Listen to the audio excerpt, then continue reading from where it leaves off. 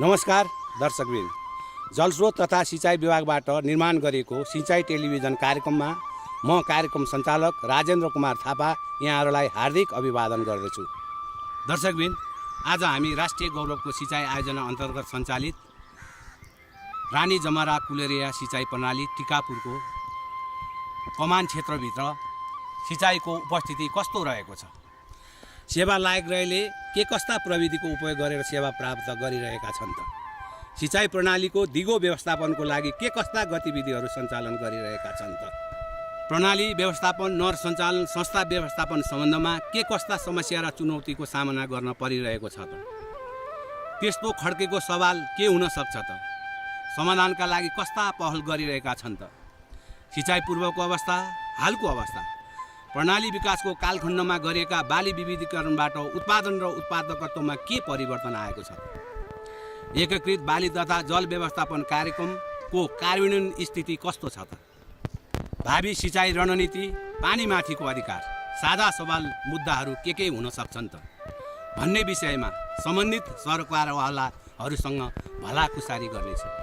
दर्शकवृन्द, आज यति मात्रै नभएर सिँचाइ कार्यालयले सिँचाइको लागि विकास गरेको पूर्वाधार, पानी बग्ने संरचना, नहर नहरी, कुलो कुलेसो र खेत स्तरमा स्थापित गरिएको प्रविधिको विकास, बाली नाली र भौगोलिक स्थिति र यथार्थ धराताल समेतलाई समेटेर सर्वैदिशीय छायाङ्कन गरी तपाईँहरूको समक्ष पस्कने जमर्को गर्नेछौँ। थोपा थोपा पानीबाट सिर्जित यो विशाल कर्णाली नदी पूर्वतर्फ बर्दिया जिल्ला पर्दछ भने पश्चिमपट्टि कैलाली।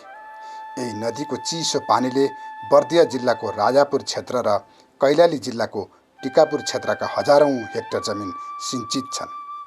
सिङ्गो सुदूरपश्चिम क्षेत्रलाई नै पाल्न सक्ने क्षमता राख्ने यी उर्वर भूमिका लागि कर्णाली नदी वरदान साबित भएको छ। यो त्यही पानी हो जसलाई कैलाली टिकापुरवासी बहादुर कृषक दाजुभाइ तथा दिदीबहिनीहरूले महिनौँ लगाएर झालापाता, ढुङ्गा आदिले अस्थायी बाँध बाँधी सिँचाइ गर्दै आइरहेका थिए।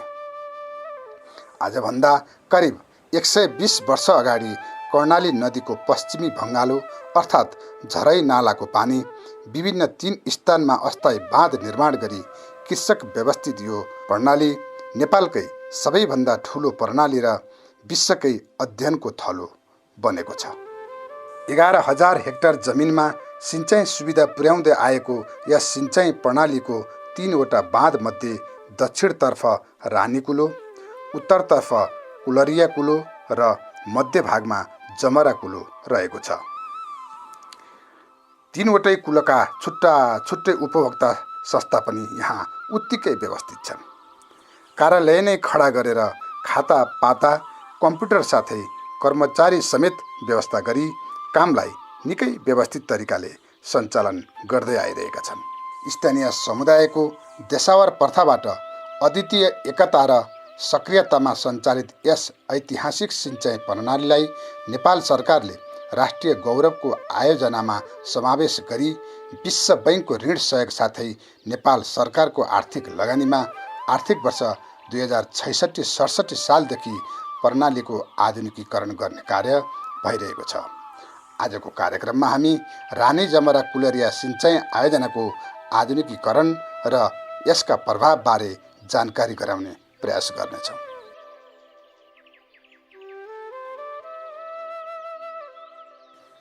कृषि उत्पादनको अपार सम्भावना बोकेको कैलाली जिल्लालाई कृषिका बहुआयामिक क्षेत्रको विकास गरी उत्पादन र उत्पादकता वृद्धि गर्ने उद्देश्यका साथ सिँचाइ पूर्वाधारको आधुनिकीकरणको सिलसिलामा कर्णाली नदीको चिसापानीमा मूल बाँध निर्माण, मूल नहर डिसिल्टिङ बेसिन लगायत रानी जमरा कुलरिया फिडर नहर, 3वटै कुलाका मुहान शाखाका बाँधहरू, परम्परादेखि सञ्चालनमा रहेका सिँचाइ कुलो र तिनका शाखा कुलो साथै सिँचाइसँग सम्बन्धित अन्य पूर्वाधारको पानी बग्ने संरचनाहरूको निर्माण भइरहेको छ। परियोजनाको गुरु योजना अनुसार 2080-81 सालसम्म 20,300 हेक्टर जमिनमा सिँचाइ सेवा पुर्याउने भनिए पनि दीर्घकालमा कान्द्रा नदीसम्म विस्तार गरी थप 18,000 हेक्टर जमिन समेत गरी जम्मा 38,300 हेक्टर जमिनमा सिँचाइ पुर्याउने लक्ष्य रहेको छ। यस परियोजनाको अर्को पक्ष भनेको नहरको पानीबाट 4.71 मेगावाट विद्युत उत्पादन गर्ने पनि रहेको छ, जसका लागि धमाधम काम भइरहेको छ। यो आयोजना कस्तो प्रकारको आयोजना हो, के काम भइरहेका छन् र कहिलेसम्म काम सम्पन्न होला भन्ने हाम्रो जिज्ञासामा सिनियर डिभिजन इन्जिनियर विदुरमान श्रेष्ठ यसो भन्नुहुन्छ। राष्ट्रिय गौरवको आयोजना रानी जमरा कुलेरिया सिँचाइ आयोजना चाहिँ यो चाहिँ सयौँ वर्ष अगाडिबाट चलिरहेको एउटा सिँचाइ प्रणाली हो। यसमा चाहिँ पहिला चाहिँ किसानहरूले देसावर गरेर आफ्नै एउटा रानी जमरा कुलेरियाको आफ्नै मुहानबाट कर्णालीको पानी तानेर चाहिँ उहाँले सिँचाइ गरिराख्नु भएको हो र यसको धेरै दुःखहरू गरेर वर्षौँ महिनौँदेखि चाहिँ उहाँहरू महिनौँसम्म चाहिँ इन्टेकमा बसेर आफ्नै पानी लगिराख्नु भएको थियो र नेपाल सरकारले 2066-67बाट चाहिँ यसको आधुनिकीकरण गर्नुपर्छ भन्ने हिसाबबाट यसको सुरुवात भएको हो र यो 66-67बाट सुरु भएर आउँदाखेरि यसको लागत चाहिँ हालसम्म कुल योजना स्वीकृत भएको 13 अरब 70 करोड जति हो र हालसम्म चाहिँ यो करिब 48% 14 करोड हाराहारीमा चाहिँ यसको चाहिँ खर्च भइसकेको छ र यो हाम्रो पहिलो फेजमा चाहिँ वर्ल्ड ब्याङ्कले पनि केही सहयोग गरेर यसका आधुनिकीकरणका कामहरू ब्रान्च क्यानलमा भइसकेको छ भने अहिले सेकेन्ड फेजमा चाहिँ फेरि पनि यो वर्ल्ड ब्याङ्कले चाहिँ केही सहयोग गरेर चाहिँ यसको कामहरू अगाडि बढिरहेछ र यो चाहिँ हामीले 80-81सम्म चाहिँ यो चाहिँ हामीले सम्पन्न गर्ने लक्ष्य लिइरहेछौँ। साथै यो चाहिँ एउटा योजना मात्रै नभइकन यो बहुउद्देश्य आयोजना भएको हुनाले यसमा चाहिँ हामीले बिचमा आएर एउटा हाइड्रो पावर पनि बनाउँदैछौँ, जुन चाहिँ करिब 7 मिटरको हेड डिफ्रेन्स र 80 क्युमेक्स पानीले लगभग 4.71 मेगावाट चाहिँ हामी बिजुली निकाल्दैछौँ र यसको काम चाहिँ अहिले द्रुत गतिमा चलिरहेछ। यो चाहिँ यसको सिभिल काम चाहिँ हामीले अहिले करिब 80% भन्दा बढी चाहिँ सकिसकेको अवस्था छ र यसको एचएम र इएमको पार्ट्सहरू पनि सम्पूर्ण रूपमा चाहिँ फिल्डमा आइसकेको हुनाले हाम्रो पहिलो टार्गेट चाहिँ यो असारसम्म चाहिँ हामी यसको ट्रायल रूपमा बत्ती बाल्न सक्छौँ कि भन्ने हाम्रो आशा छ। साथै यसका अलावा हामीले कर्णाली नदी नियन्त्रण, पथरिया नदी नियन्त्रण जस्ता नदी नियन्त्रणका विभिन्न कार्यक्रमहरू पनि गर्दै आइरहेछौँ। त्यस्तै कृषकहरूको लागि उत्पादन बढाउनको लागि भनेर हामीले कृषिको एउटा छुट्टै आयोजना पनि कार्यक्रमहरू सञ्चालन गर्दै आएको छौँ। त्यस्तै कृषि सडकहरू, विभिन्न पुलहरू, ठुला पुलहरू र अन्य यो उपभोक्ता संस्थाहरूलाई चाहिँ सुदृढीकरण गर्ने हिसाबमा विभिन्न तालिमहरू जस्ता क्रियाकलापहरू पनि अगाडि बढाइरहेको अवस्था छ। अहिले चाहिँ हामीले अहिले मुहान पनि बनाइसकेको अवस्था छ र बिचमा हाइड्रो पावर बन्दै गरेको अवस्था हुनाले चाहिँ हामीले अहिले बिचबाट पानी छोड्न नसकेको अवस्था हो। तथापि हामीले सेटलिङ बेसिनसम्म यसको ट्रायल पनि गरेर हेरिसकेका छौँ र यो हाम्रो अहिलेको लक्ष्य भनेको वैशाखमा नै हामी आफ्नै मुहानबाट चाहिँ पानी छोड्न सक्छौँ कि भन्ने हाम्रो आशा छ र यही गतिमा चाहिँ अहिले काम भइरहेको अवस्था छ।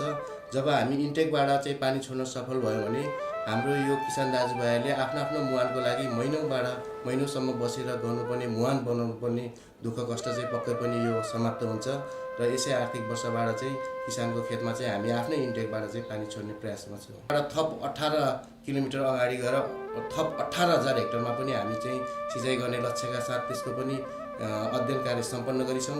यसरी हेर्दाखेरि चाहिँ रानी जमरा अहिले चाहिँ जम्मा 20,300 हेक्टरको गुरु योजना स्वीकृत भए पनि अन्तमा गएर यसको चाहिँ हाम्रो 38,300 हेक्टरमा चाहिँ हाम्रो सिँचाइ सुविधा पुर्याउने लक्ष्य राखिएको छ। कृषक व्यवस्थित यो कुलोको इतिहास लामो छ। यस प्रणालीलाई बचाएर यहाँसम्म ल्याइ पुर्याउन के गर्नु पर्यो, कस्ता खालका समस्या र चुनौतीहरू पार गर्नु पर्यो र बहुचर्चित देसावर प्रथाका बारेमा जान्ने क्रममा मूल समितिका उपाध्यक्ष दामोदर खड्कासँग कुराकानी गरेका थियौँ। धेरै ठुला चुनौतीहरू हामीले पार गरेर आयौँ। संस्थाको छाप रजिस्टरहरू झोलामा राखेर हिँडेर अनि गाउँमा गोष्ठी गरेर हिँड्नुपर्ने उपभोक्ताहरूलाई सञ्चालन गर्नलाई चौधरीले ल भोलि यति बजेदेखि अथवा पर्सि यति बजेदेखि फलान ठाउँमा उपस्थित हुनुपर्छ है भनेर पत्रकारले ठ्याक्कै त्यो दिन मान्छेहरू उपस्थित हुन्। तिनटै संस्थाहरूका समस्याहरू, तिनीहरूको समस्याहरू यहाँ आइपुग्छ अनि हामीले त्यो संस्थाहरूको समस्याहरूलाई आयोजनामा पुर्याउने र कहाँ के गर्नुपर्छ, विभागमा काठमाडौँमा समन्वय गराइदिनुपर्छ कि कहाँ हामीले त्यो गर्दै अगाडि लिएर जाने र त्यो नीति नियम अन्तर्गत नै हामी हिँड्नुपर्ने। प्रविधिहरूमा पनि धेरै खड्को मारेको छ। यहाँको सिस्टम भन्ने बित्तिकै देशावर सिस्टम आउँछ होइन। र त्यो देशावर सिस्टमलाई हराएर जान नदिनु, त्यसलाई एज इट इज यही कन्डिसनमा लिएर जाने हाम्रो दायित्व रह्यो। फेरि त्यो देशावर सिस्टमभित्र हाम्रा यहाँ चिराकी, गुरुवा, नान्दा यी सबै छन्। यिनलाई जोडेर यिनको सहयोगले नै हामी आज यहाँसम्म आइपुगेका छौँ। सिँचाइ पूर्वाधारको आधुनिकीकरण र उपभोक्ता समितिको क्षमता अभिवृद्धि गरी एकीकृत जल व्यवस्थापनको विषयमा समेत सक्षम बनाउने कार्यहरू भइरहेको यस परियोजनाले कृषिलाई समेत सँगसँगै लिएर अगाडि बढिरहेको छ। यो अवधारणा अन्तर्गत स्थापित कृषितर्फको कार्यान्वयन इकाइका आयोजना कोअर्डिनेटर भरत प्रसाद कणेलसँग पनि कृषितर्फका काम कारबाहीबारे जानकारी लिने कोसिस गरेका थियौँ। हामीले मुख्यत सपोर्ट गर्ने भनेको किसानलाई खाद्यान्न बालीको दुईवटा, एउटा तपाईँको खायन उद्देश्यको लागि भनेको तपाईँको cereal crop for consumption purposes अथवा खायनको लागि, र अर्को महत्त्वपूर्ण भनेको चाहिँ खाद्यान्न बालीको बिउ उत्पादन गर्ने। अब यहाँ एकदमै राम्रो सम्भावना पनि भएको, पहिला किसानहरूले अलिअलि आफैले पनि गर्दै आएका र हामीले त्यसमा चाहिँ होस्टेमा हैसे गरेर सपोर्ट गरिरहेको अवस्था छ हाम्रो यस आयोजनाबाट। त्यसपछि अर्को महत्त्वपूर्ण बाली भनेको तरकारी बारी हो। तरकारी बारीमा दुवै किसिमको हुनाले तपाईँको सिजनल अथवा मौसमी र बेमौसमी पनि हामीले किसानहरूलाई सहयोग गर्दै आइरहेका छौँ। भलै आयोजनाले 100% सहयोग गर्न सक्दैन। सामान्यतया तपाईँको नेपाल सरकारको नियम अथवा वर्ल्ड ब्याङ्कको पनि सपोर्टमा यो आयोजना भएको हुनाले वर्ल्ड ब्याङ्कको नियम पनि मोटामोटी 50 देखि 75% सम्म क्रियाकलाप हेरेर किसानलाई अनुदान सहयोग गर्ने भनी नै रहेको छ। त्यसपछि अब तरकारी अन्तर्गतै भन्दा पनि भयो। अर्को यहाँको महत्त्वपूर्ण बाली भनेको आलु बाली नै हो। त्यसपछि अर्को यहाँको महत्त्वपूर्ण बाली भनेको अथवा टिकापुर वरिपरिको जुन हाम्रो यो कमान्ड एरिया छ, यो भन्ने बित्तिकै राष्ट्रिय रूपमा पनि केरा खेतीको प्रवर्धन भएको ठाउँ, राम्रो केरा उत्पादन गर्ने भनेर जहाँसुकै चिनिन्छ, हामीले चिन्दछौँ। त्यो कारणले गर्दाखेरि केरामा पनि हामीले एकदमै उन्नत प्रविधिहरू नेपालमा एभाइलेबल भएका र इभेन बाहिरका पनि प्रविधिहरूलाई हामीले प्रयोग गरेर हाम्रो राष्ट्रिय औषध उत्पादनभन्दा लगभग दोब्बर उत्पादकत्व छ हाम्रो यहाँ चाहिँ। त्यसमा अब किसानहरूको आफ्नै त हुने नै भयो, अब अरू विभिन्न निकायहरूको पनि सहयोग होला, तर यसमा मूलतः हाम्रै राइन जमरा कुलेर सिँचाइ आयोजनाकै सहयोग हो, त्यो भइरहेको छ। यसलाई चाहिँ अलि पछि तपाईँको अलि बढी भ्यालु एड गर्ने कुरा अथवा भ्यालु चेनमा काम गर्ने कुराहरू, त्यसपछि पोस्ट हार्भेस्टमा बढी सपोर्ट गर्ने कुराहरू र तपाईँको कृषि यान्त्रिकरण फार्म मेकानाइजेसनमा सपोर्ट गर्ने कुराहरू अझ बढी महत्त्व हुन्छन्। ती क्रियाकलापहरूमा एकदम किसानको अत्याधिक माग पनि रहेको छ। जुन कुरा हाम्रो बजेटले हाम्रो क्रियाकलापले त्यो कुरालाई चाहिँ धेरै उहाँको मागलाई धेरै सम्बोधन गर्न सकिरहेको अवस्था छैन। त्यो कारण यी क्रियाकलापमा अलि बढी परिष्कृत गर्नुपर्छ अथवा अलि बढी स्केलअप गर्नुपर्छ अथवा अलि बढी इम्प्रुभ गर्नुपर्छ जस्तो हामीलाई लाग्दछ एउटा।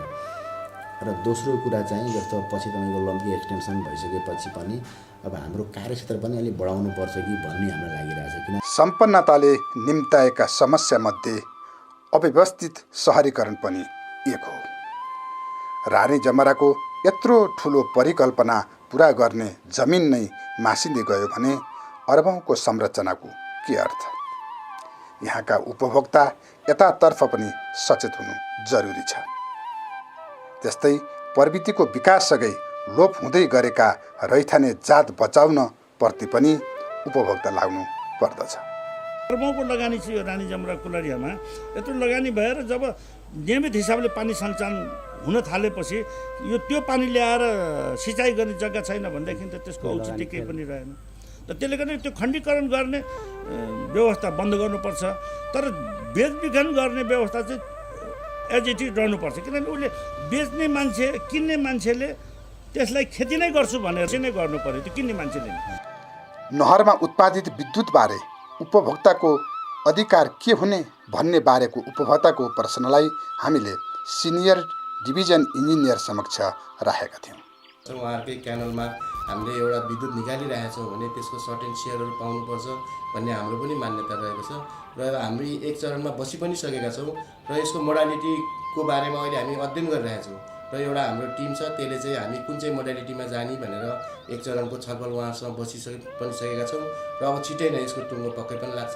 संसारभरिका जलस्रोत तथा सिँचाइ विज्ञका लागि अध्ययनको थलो बनेको नेपालको गौरव रानी जमरा कुलरिया सिँचाइ प्रणालीको निर्माणाधीन संरचना, यसको लक्ष्य र कृषि उत्पादन वृद्धिका लागि चालिएका कदमका साथै ऐतिहासिक पक्षका बारेमा आज हामीले थोरै भए पनि जानकारी गराउने प्रयास गर्यौँ।